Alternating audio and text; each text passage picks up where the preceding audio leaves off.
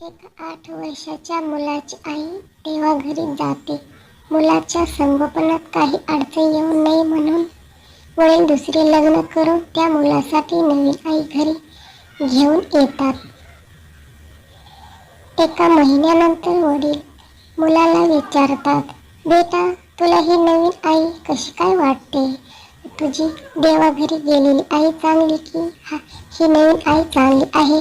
यावर मुलगा उत्तर देतो, बाबा, ही नवीन आलेली आईच खरी आहे आणि देवाघरी गेलेली आई खोटी होती. ही अचानक आलेली उत्तर पाहून वडील संभ्रमात पडतात. त्यांना समजत नाही की मुलगा काय बोलतो आहे, म्हणून पुन्हा पुन्हा त्याला विचारतात, अरे, तुला असे का वाटते ते मला सांग. जिने तुला 9 महिने पोटात सांभाळले, नुसती वेदना सहन करून जन्म दिला, ती आई तुला खोटी कशी काय वाटते? आणि ही काल आलेली नवीन आई मात्र तुला खरी कशी काय वाटते? मुलगा म्हणतो, बाबा, मी खूप खोडकर आहे हे तुम्हाला माहीतच आहे.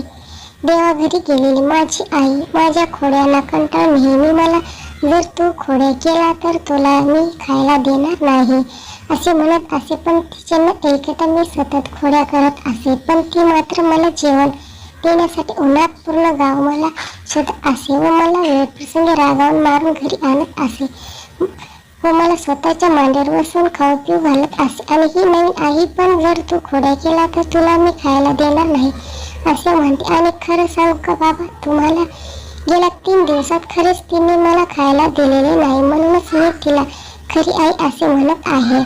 तात्पर्य, आपली आई ही देवाने दिलेली सर्वात मोठी देणगी आहे. हा व्हिडिओ तुम्हाला कसा वाटला नक्की कमेंट करून सांगा.